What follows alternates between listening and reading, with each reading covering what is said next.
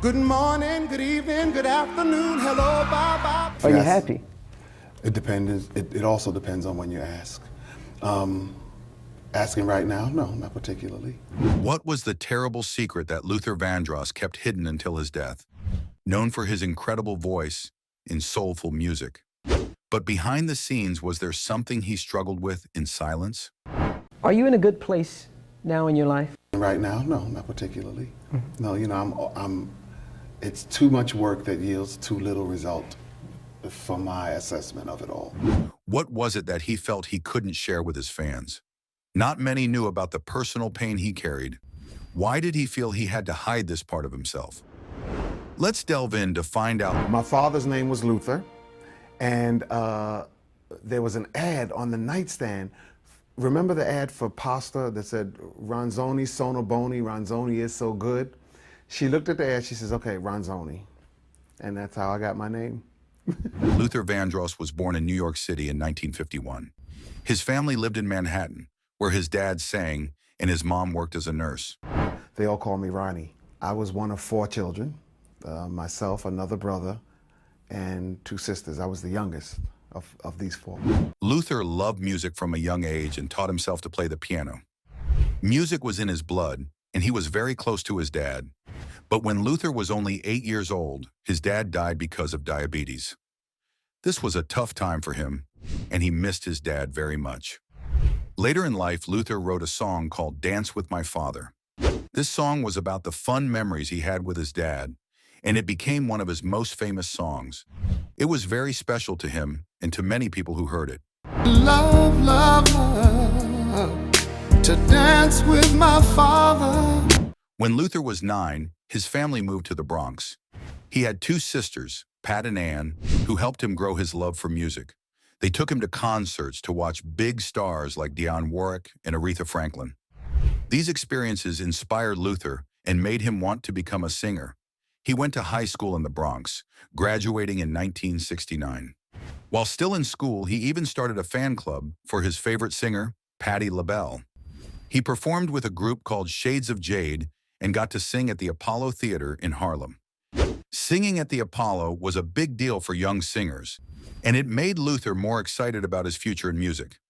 After high school, Luther didn't go straight into a music career.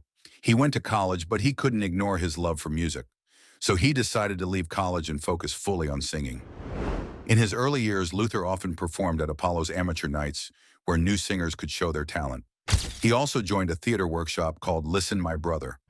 This workshop helped young singers like Luther get experience, and it even took him to the famous Harlem Cultural Festival in 1969. Luther also appeared on the children's show Sesame Street, which gave him more experience on stage. By 1972, Luther was singing backup for big names in music like Roberta Flack and Donny Hathaway. He even worked with Dolores Hall on her album, showing off his powerful voice in songs like Who's Gonna Make It Easier for Me? Even though he was just a background singer, Luther made a big impression. Hey now, yeah, it's for the best. Luther didn't stop there. In the 1970s, he was part of a group called Luther. The group made some good music, but the albums didn't sell well, and the group didn't become famous. But Luther didn't give up. He kept pushing forward, doing voice work for commercials and singing backup for famous artists like David Bowie and Chaka Khan.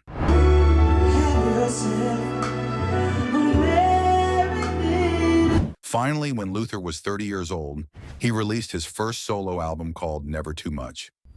This album was a huge success, and the title song, Never Too Much, quickly became a hit on the R&B charts.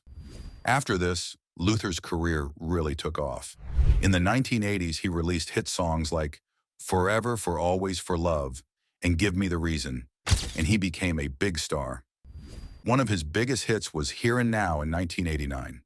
This song became very popular, reached the top 10 on the music charts, and even earned him a Grammy Award.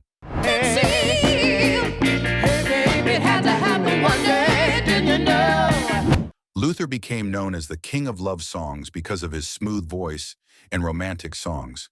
Fans loved him, and he kept winning awards and making beautiful music throughout his life. He also sang duets with big stars like Janet Jackson and Mariah Carey, which showed how respected he was in the music world. Luther's career was full of great achievements, and he will always be remembered for his amazing voice and beautiful songs. Are you in a good place now in your life? Right now, no, not particularly. No, you know, it's too much work that yields too little result for my assessment of it all. But behind the fame and success, there was something else going on in Luther's life that wasn't talked about much: his struggle with his sexuality. In the music business, many people had their suspicions about Luther, but he never spoke about it openly. People like writer Bruce Valanche and journalist Michael Musto had their thoughts about Luther being gay. Bruce Valanche once said that Luther was deep in the closet, meaning he didn't want anyone to know he was gay. Lenny Kravitz, a famous musician, also talked about how Luther felt very lonely. David, who was close to Luther, and he overheard Luther talking about how sad he was that he couldn't be himself. In his book, Kravitz shared that Luther would have long, late-night conversations with Leslie. During these talks, Luther would open up about feeling isolated, even though many women loved him. He said that when the women screamed for him at his concerts, he was actually more interested in their brothers.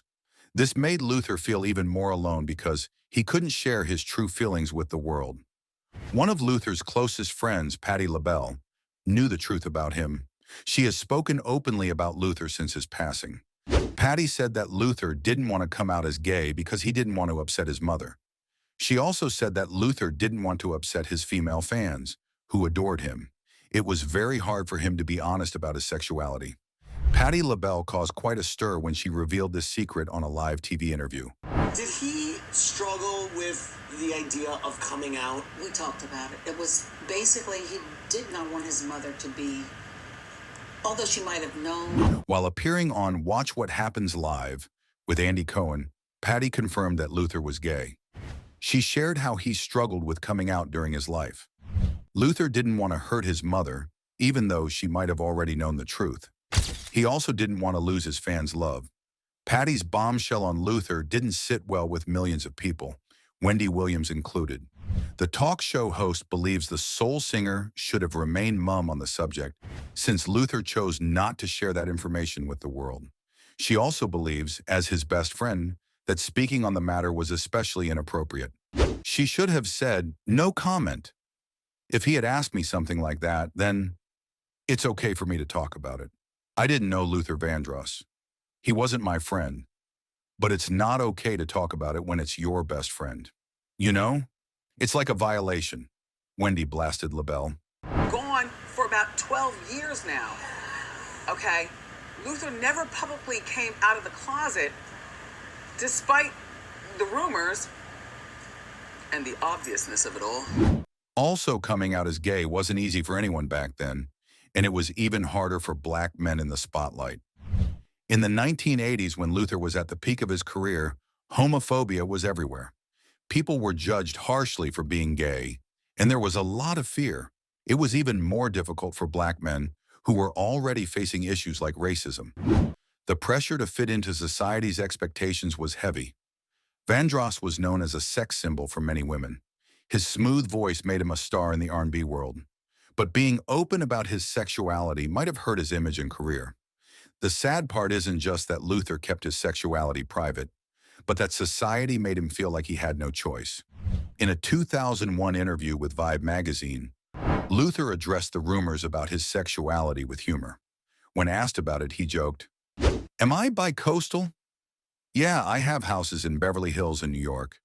Even though he was joking, it was clear that he didn't want to talk openly about his private life. He also admitted in the same interview that being so private had taken a toll on him. "I know I'm paying a price for being so private, and I do wonder if it's worth it," he said. Luther never felt safe enough to come out, and he had good reasons. During that time, coming out as gay could end a career or lead to even worse consequences. Luther was a man who just wanted to be loved and accepted for who he was. Sadly, he never got to experience that freedom during his lifetime. In the same Vibe interview, Luther confessed that he had never been in love. "I'm still waiting," he said. He shared that every time he fell in love, it was never returned. This left him feeling lonely and unfulfilled. Luther even recalled his first heartbreak at 16 when he told someone how he felt and was simply told, "Thank you, but I'm not interested." It hurt him deeply. and that pain stayed with him throughout his life. Luther longed for love, just like anyone else. He wanted someone who genuinely cared about him, not just because of his fame or fortune. Unfortunately, that dream never came true for him. Maybe that's why he never got married or had children. Throughout his life, Luther kept his private life very secret. Close friends like Bruce Valanche and Patti LaBelle have shared that he had a relationship with a man during the late 1980s and early 1990s, but the man's identity was never revealed. Luther carried a heavy burden. He lived in a time when being open about his sexuality, it's heartbreaking that he couldn't live his truth openly.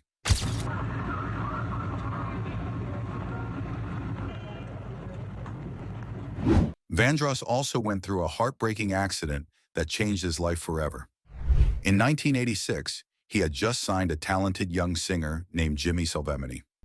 Jimmy had just finished his first album, called Roll It, and Luther wanted to celebrate. On January 12th, Luther, Jimmy, and Jimmy's brother Larry, who was also his manager, were in Los Angeles. They went for a drive in Luther's 1985 Mercedes-Benz convertible, with Luther behind the wheel. As they drove along Laurel Canyon Boulevard, a winding two-lane road in the Hollywood Hills, Luther was speeding. He was going 50 miles per hour in a 35-mile-per-hour zone. Then, in a tragic moment, Luther's car crossed over the double yellow line on the road, which meant they moved into the lane where cars were coming from the opposite direction. In an instant, Luther's car crashed head-on into another car, a 1972 Mercury Marquis. The impact was severe, and Luther's car spun out of control, crashing into a third car, a 1979 Cadillac Seville. The accident was terrible. All three people in Luther's car were hurt and rushed to Cedars-Sinai Medical Center. Larry, who was sitting in the front passenger seat, tragically lost his life in the crash. Luther suffered serious injuries, breaking 3 ribs, a hip, and also had cuts and bruises on his face. Jimmy, who was sitting in the back seat, was also injured, but thankfully survived.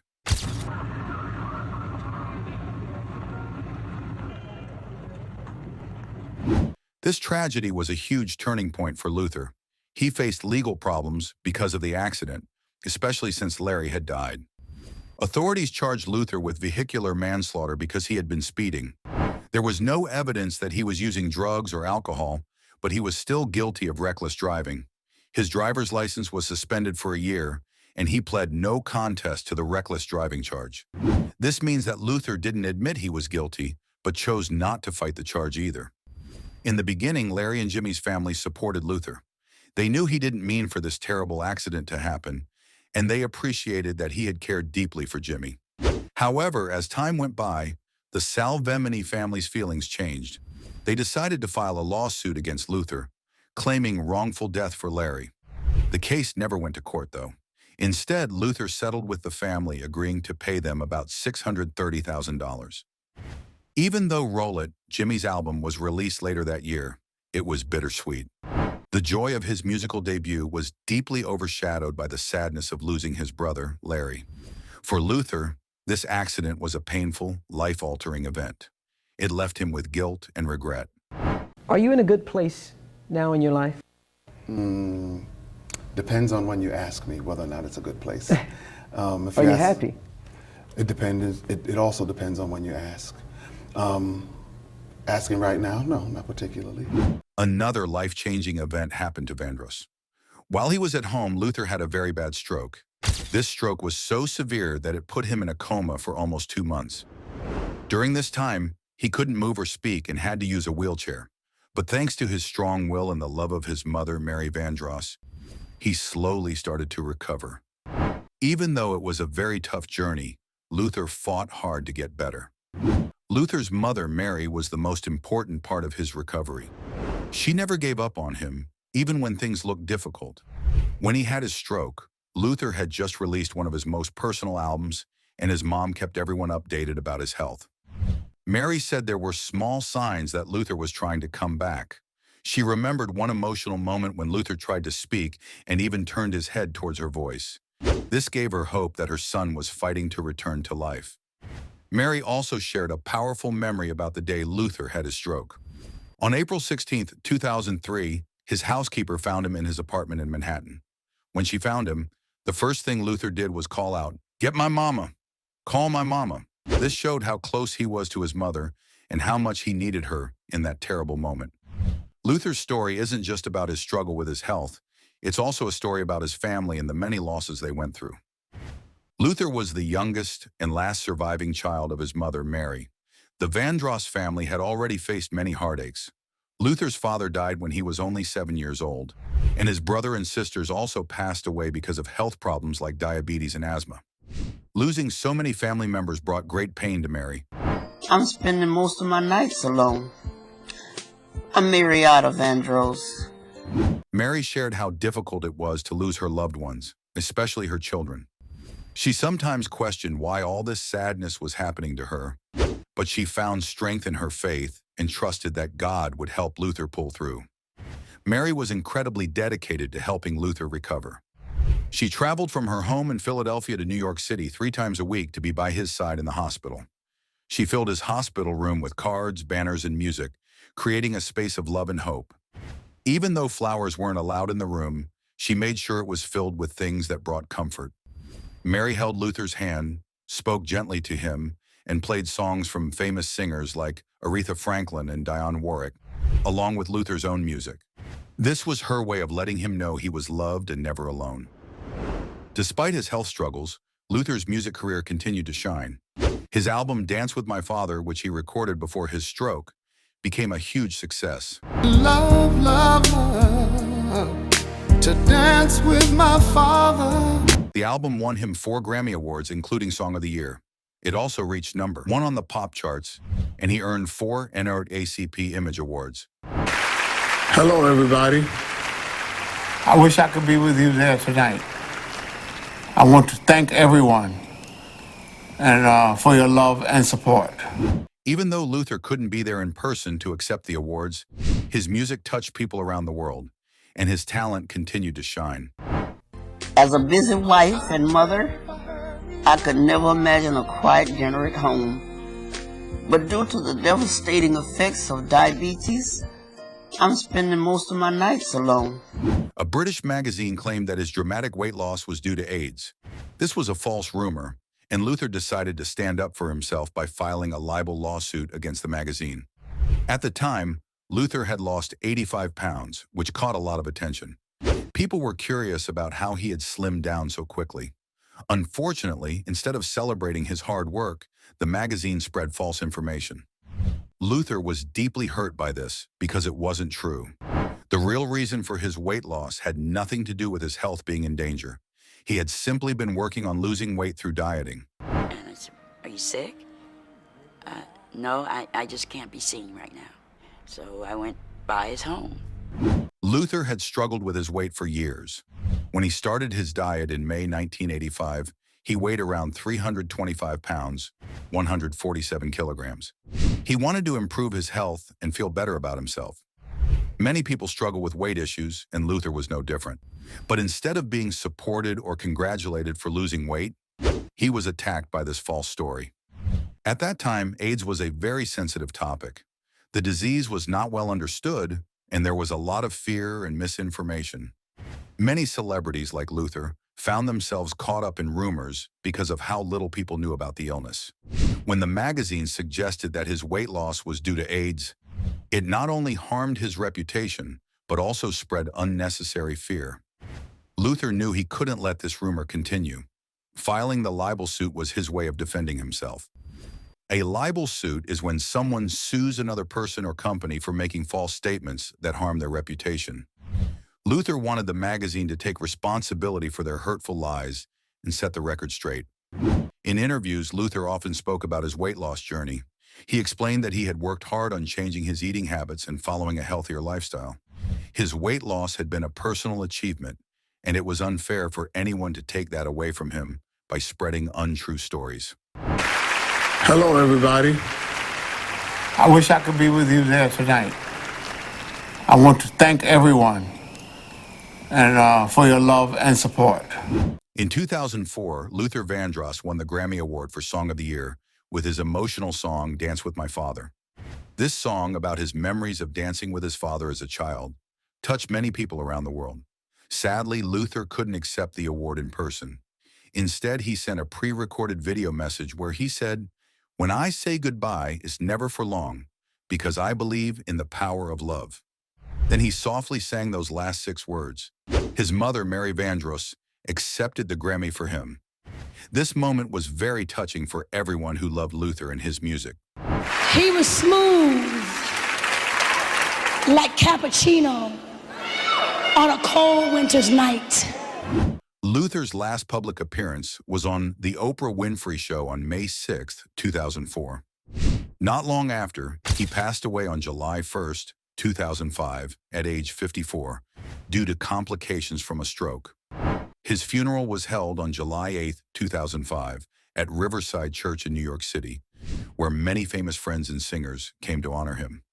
Aretha Franklin, Patti LaBelle, and Stevie Wonder were there, each sharing stories and singing songs to celebrate Luther's life and music. His passing was a big loss, and he was laid to rest at George Washington Memorial Park in Paramus, New Jersey. Luther's music has inspired many modern artists. Singers like John Legend, Usher, and the group Boyz II Men have all said that his music influenced them. John Legend once shared, "All of us making slow jams now were inspired by the slow jams Luther Vandross was making." This shows how Luther's music continues to live on through other artists who admired him. In 2008, Rolling Stone magazine placed him at number 54 on their list of the 100 greatest singers of all time. Mariah Carey, who recorded a duet with Luther, admitted that it was intimidating to sing alongside such a legend. In 2010, NPR also honored him, including him in their list of the 50 greatest voices in recorded history. After his passing, many tributes were made to remember Luther and his music. In 1999, Whitney Houston performed his song "So Amazing" at the Soul Train Awards while he watched from the audience. Then in 2004, an album called Forever, For Always, for Luther was released, featuring smooth jazz artists playing his songs. In 2005, another tribute album called So Amazing, an all-star tribute to Luther Vandross, came out with artists like Beyoncé, Aretha Franklin, and Usher singing his songs. Aretha won a Grammy for her cover of A House Is Not a Home, while Stevie Wonder and Beyoncé won a Grammy for their duet on So Amazing. Luther's influence continues to be celebrated. On April 20th, 2021, Google honored him with a special animated doodle for his 70th birthday, playing his song Never Too Much. Luther wasn't just a singer, he was also a songwriter and producer, working with stars like David Bowie, Aretha Franklin, and Diana Ross. His talent went beyond singing. He was a true artist and leader in the music world,